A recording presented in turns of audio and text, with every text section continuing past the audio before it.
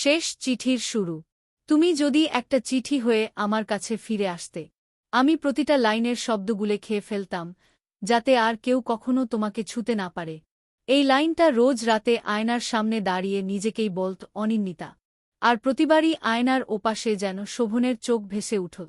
পর্ব ১, দেখা না দেখা। অনিন্দিতা শহরের এক বিখ্যাত কলেজের সাহিত্যের ছাত্রী। সাহিত্যের প্রতি তার প্রেম যেমন গভীর, তেমনি ভালোবাসার প্রতি বিশ্বাসও অটুট। তার বন্ধুরা প্রায়ই বলত, তুই যেন অন্য জগতের মানুষ রে অনি। ভালোবাসা নিয়ে তোর এই ভাবনা আজকাল আর দেখা যায় না। কিন্তু অনিন্দিতা হাসল, একেবারে চোখের কোণে ঝলকে ওঠা সেই স্বপ্নের মতো করে।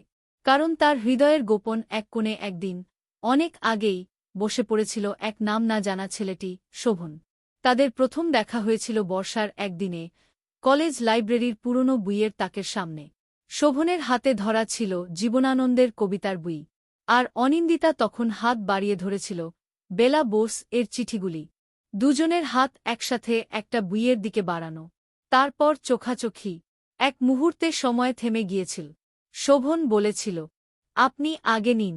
আপনার চোখে যে কবিতা লুকানো। অনিন্দিতা অবাক হয়ে হেসে ফেলেছিল, বলেছিল, আর আপনার কথায় যে গল্প লুকিয়ে। সেই শুরু। তাদের বন্ধুত্ব, চায়ের কাপের ভেতর ঘুরতে থাকা কথাগুলো, ছুটির পর হোস্টেলের সামনে অপেক্ষা করে থাকা শোভনের ছায়া, শহরের বইমেলায় হাত ধরাধরি করে হাঁটতে হাঁটতে হারিয়ে যাওয়া, হঠাৎ একদিন শোভনের অদৃশ্য হয়ে যাওয়া, এবং ৫ বছর পর অনিন্দিতার বাসার দরজায় পড়ে থাকা একটা হলুদ খামে লেখা সেই শেষ চিঠি। শেষ চিঠির শুরু, পর্ব ২। ভিজে রোদে ভালোবাসা। শোভন আর অনিন্দিতার বন্ধুত্ব গা হচ্ছিল দিনে দিনে। কিন্তু সেটাকে প্রেম বলার সাহস হয়তো তখনও কেউ করেনি।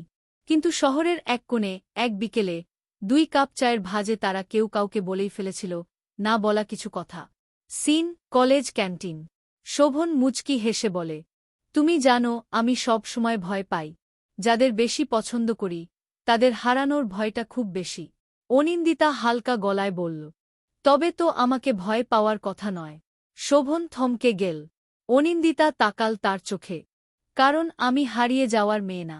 শোভন চুপ করে রিল। শুধু তার চোখের কোণে কিছু কথা জমে থাকল, যা সে তখনও বলতে পারেনি। বিচ্ছেদ নাকি প্রহেলিকা, তাদের বন্ধুত্ব যেন কবিতা হয়ে উঠছিল। কিন্তু কবিতারও তো কখনো শেষ লাইন লেখা হয় না। একদিন, কোনো কারণ ছাড়াই, শোভন আর আসল না কলেজে। ফোন বন্ধ, ঠিকানা অনিশ্চিত। কেউ জানে না সে কোথায় গেল।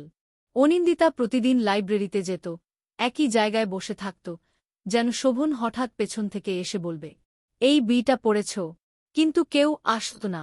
মাস পেরিয়ে গেল, বছর হয়ে গেল। এক সময় সবাই বলল, ভুলে যাও, এগিয়ে চলো।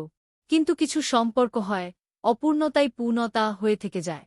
অনিন্দিতার চোখে শোভনের ছায়া থেকে গেল, চুপচাপ অথচ প্রবলভাবে। ৫ বছর পর এক চিঠির আগমন। এক দুপুরে, ঠিক বৃষ্টির আগে যেমন হাওয়া বদলায়, তেমনি কিছু একটা বদলে গেল। ডাকবাক্সে একটা হলুদ খাম। পেছনে প্রেরকের নাম নেই। শুধু লেখা, প্রিয়তমা অনিন্দিতার জন্য ৫ বছর দেরির চিঠি। অনিন্দিতার হাত কাঁপছিল। খাম খুলে ভিতরে পেল এক পাতার চিঠি। চিঠিতে লেখা ছিল, অনিন্দিতা, আমি জানি তুমি এই চিঠিটা পাওয়ার আগেই আমাকে হাজারবার অভিশাপ দিয়েছ। হয়তো এখনও ঘৃণা করো। কিন্তু বিশ্বাস করো, চলে যাওয়ার সিদ্ধান্তটা আমার ছিল না। আমি তখন জানতাম না, যদি বলি সত্যিটা, তাহলে তুমি নিজেকেই ক্ষমা করতে পারবে না। শেষ চিঠির শুরু, পর্ব ৩। না বলা অতীত। চিঠিটা পাওয়ার পর অনিন্দিতা ঘুমাতে পারল না। চোখ বুঝলেই ভেসে উঠছিল শোভনের মুখ আর চিঠির সেই লাইনটা, যদি বলি সত্যিটা, তাহলে তুমি নিজেকেই ক্ষমা করতে পারবে না। কিন্তু সে কি এমন সত্যি? কেন হঠাৎ উধাও হয়ে গেল শোভন? এতদিন চুপ করে থাকল কেন? সত্যের মুখোমুখি। অনিন্দিতা খুঁজতে শুরু করল।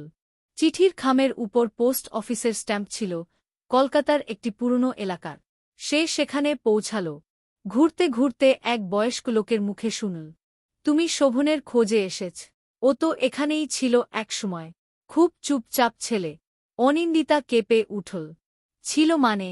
বৃদ্ধ লোকটি ধীরে বলল, তুমি জানো না, শোভনের মা ক্যান্সারে আক্রান্ত ছিলেন। ও কলেজ ছেড়ে সবকিছু ছেড়ে এখানে চলে আসে মায়ের শেষ দিনগুলোতে পাশে থাকার জন্য। কোনো বন্ধুবান্ধবকে বলেনি, এমনকি তোমাকেও না, কারণ ও জানত তুমি কিছুতেই তাকে যেতে দেবে না। একটি ভাঙা ডায়েরি। বৃদ্ধ লোকটি শোভনের রেখে যাওয়া কিছু জিনিসের মধ্যে একটা পুরনো ডায়েরি দিল অনিন্দিতাকে। ডায়েরি খুলে প্রথম পাতায় লেখা ছিল, অনিন্দিতা, আমি সব সময় জানতাম তুমি দুর্দান্ত শক্ত মেয়ে, তাই তোমাকে ভাঙতে চাইনি। আমার জীবনের শেষ চিঠি যদি হয়, সেটা যেন তোমার নামে লেখা থাকে। ডায়েরির পাতায় পাতায় লেখা ছিল শোভনের ভয়, তার যুদ্ধ, তার একাকিত্ব, মায়ের মৃত্যুর পর মানসিকভাবে ভেঙে পড়া সময়। এবং এক জায়গায়, তুমি যদি এখনও আমাকে মনে রাখো, তবে এই শহরের সেই পুরনো কাফেটা যেখানে আমরা প্রথম বসেছিলাম, সেখানে আমি অপেক্ষা করব। ৭ই আগস্ট, বিকেল ৫টা। শেষ দেখা নাকি নতুন শুরু? তারিখ ৭ই আগস্ট। সময় ৪টা ৫৫। জায়গা সেই পুরনো কাফে। অনিন্দিতা কাফেতে ঢুকল। চোখে জল, কিন্তু পায়ে জেদ। সে জানে যদি শোভন আজ না আসে তবে সব শেষ। ঘড়িতে ৫টা বাজল। ক্যামেরা ধীরে ধীরে ঘুরে গেল দরজার দিকে। একটা ছায়া ভেসে উঠল ধীর পায়ে, হাতে ডায়েরির মতো কিছু ধরা। চোখের নিচে চিঠির শুরু, কিন্তু ঠোঁটে সেই পুরনো যেখানে থেমেছিল শোভন, সেখানে আবার শুরু। ঘড়ির কাঁটা ৫টা ছুঁয়েছে। দরজা খুলে ঢোকে সেই ছায়া। শোভন। অনিন্দিতা চেয়ার থেকে উঠে দাঁড়ায়, ধীরে হাঁটে তার দিকে। চোখে জল, ঠোঁটে কাঁপা হাসি। শোভন বলে, আমি জানতাম তুমি আসবে। অনিন্দিতা ফিসফিস করে, তুমি জানলে কিন্তু বিশ্বাস করলে না, তাই চলে গেলে কিছু না বলেই। শোভনের চোখ নিচু, কণ্ঠ ভারী। তোমাকে বলা মানেই ছিল তোমার জীবনে এক টুকরো অন্ধকার ঢুকিয়ে দেওয়া। আমি চেয়েছিলাম তুমি আলোতেই থাকো। অনিন্দিতা চোখের জল সামলে বলে, কিন্তু তুমি জানো না, তুমি না থাকলে আমার আলোই নিভে গিয়েছিল। শোভন, আমি প্রতিদিন চেয়েছি ফিরে আসতে, কিন্তু ভয় পেয়েছি তুমি ভুলে গেছ, আর আমি ভুলিনি, সেটা তোমার কাছে অন্যায় মনে হবে। অনিন্দিতা, ভুলে গেলে কি আজ এখানে থাকতাম? দুজনের চোখে জল, তবুও হাসি লুকিয়ে আছে। শোভন অনিন্দিতার দিকে ডায়েরি বাড়িয়ে দেয়। এটা তোমার। এখানে আমার ৫ বছর জমে আছে। একটি অধ্যায়ের শেষ, আরেকটি নতুন শুরুর দোরগোড়ায়। তারা দুজন আবার বসে পড়ল সেই পুরনো টেবিলে। একই কফির কাপ, একই জানালা, কিন্তু দুজন যেন নতুন মানুষ। এক সময় অনিন্দিতা বলে, এবার কোথাও পালিয়ে গেলে আমি আসব খুঁজতে। কোনো চিঠির দরকার হবে না। শোভন হেসে ফেলে, আমি পালাব না, কারণ এবার আমার গল্পের শিরোনামেই থাকবে তুমি। ব্যাকগ্রাউন্ডে রোমান্টিক ইনস্ট্রুমেন্টাল শুরু হয়। শেষ চিঠি নয়, প্রথম কবিতা। গল্প শেষ হয় না, শুধু এক একটা চিঠি এক একটা অধ্যায় হয়ে থেকে যায়। এই চিঠিটা ছিল শেষ নামে লেখা প্রথম কবিতা। শেষ মুহূর্তের অপেক্ষা। তারিখ ৭ই আগস্ট। সময় বিকেল ৪:৫টা। জায়গা সেই পুরনো কাফে। ক্যাফের জানালার পাশে সেই পুরনো টেবিলটা আজও আছে। অনিন্দিতা এসে বসে। তার চোখে ভেসে ওঠে সব। শোভনের হাতের লেখা, তার চোখের ভাষা, আর সেই দিনগুলো। ঘড়িতে ৪টা বেজে ৫৯। দরজার ঘণ্টা বাজে। ক্যামেরা ধীরে ধীরে ঘুরে যায় দরজার দিকে।